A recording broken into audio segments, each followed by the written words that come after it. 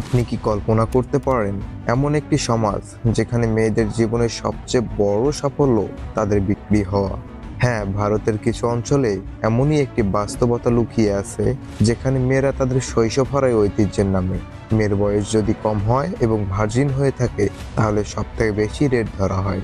মাত্র 500 রুপি হলেই সেখানে আপনি একটি ভার্জিন মেয়ে পেয়ে যাবেন। বাচারা কামাথি সম্প্রদায়ে মেয়েদের বড় হওয়া মানে একটি নির্দিষ্ট দিনে তাদের জীবনে একটি পেশায় বদলে যাওয়া, আর এই পেশায় তাদের দর কষাকষি করে নিচের বাবা মা। কেন এমন হয়? এই প্রথার শিকড় কোথায়? সমাজ এটি কিভাবে মেনে নিয়েছে? আজ আমরা জানব এই ভয়াবহ বাস্তবতার গভীর থেকে গভীরতর দিক এবং কিভাবে এই প্রথা প্রজন্ম থেকে প্রজন্মে চলতে থাকে। তাই এই ভিডিওটি দেখুন এবং জানুন এমন এক গল্প যা হয়তো আপনি আগে কখনো শুনেননি।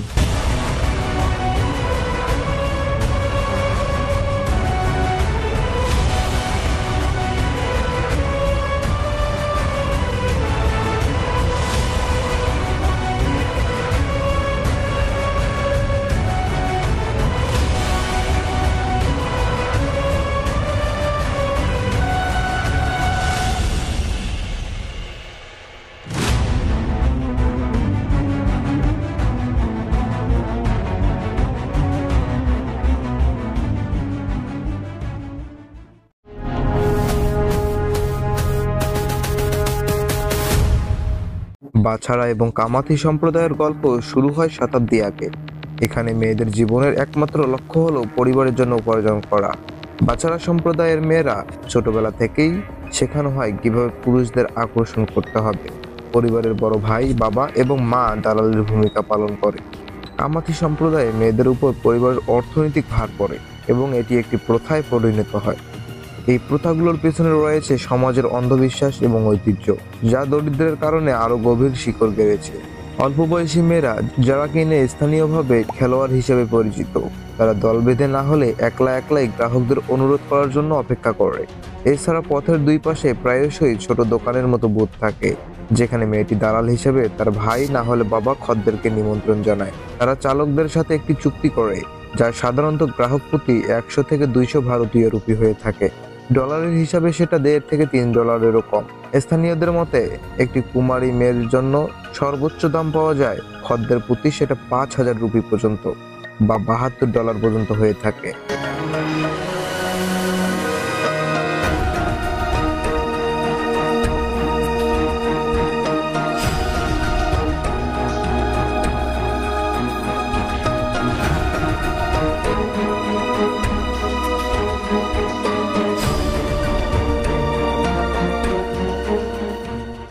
একজন মেয়ে জানায়, আমার জন্মদিনটি ছিল আমার জীবনের সবচেয়ে খারাপ দিন, কারণ সেদিন আমি বুঝতে পারি আমার জীবন আর আমার নিয়ন্ত্রণে নেই।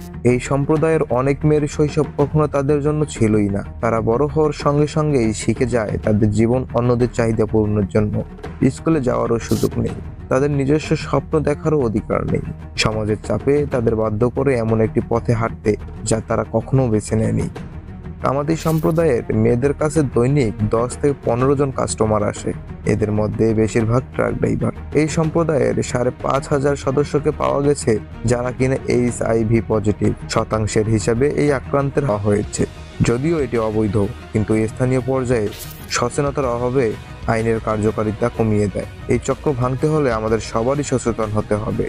সব মেয়ে এই অন্ধকার চক্রে হারিয়ে যায় না, কিছু মেয়ে সাহস করে এই চক্র ভেঙে বেরিয়েও আসে। একজন মেয়ে বলে, আমি পালিয়ে গিয়েছিলাম, আমি পড়াশোনা শুরু করি, আজ আমি একটি স্কুল পড়াই। আমি চাই আমার মতো অন্য মেয়েরাও এই জীবন থেকে বেরিয়ে আসুক। এই গল্পগুলো আমাদের শেখায় পরিবর্তনও সম্ভব, শুধু সাহস এবং সাহায্যের হাত বাড়িয়ে দেওয়া দরকার। এখন প্রশ্ন হলো, আপনি কি করতে পারেন? সচেতনতা ছড়িয়ে দিন, এমন NGOর সঙ্গে যুক্ত হন যারা এই সম্প্রদায়ের জন্য কাজ করছে। স্থানীয় পর্যায়ে মেয়েদের শিক্ষার ব্যবস্থা করতে সাহায্য করুন। যত বেশি মানুষ জানবে তত তাড়াতাড়ি এই সমস্যার সমাধান হবে। এটি শুধুমাত্র একটি সম্প্রদায় নয়, আমাদের সমাজের সম্মিলিত দায়িত্ব। বাচারা এবং কামাথি সম্প্রদায়ের এই অন্ধকার গল্পটি শুধুমাত্র তাদের নয়, এটি আমাদের সবার গল্প। এটি একটি লড়াই যা আমাদের একসঙ্গে করতে হবে।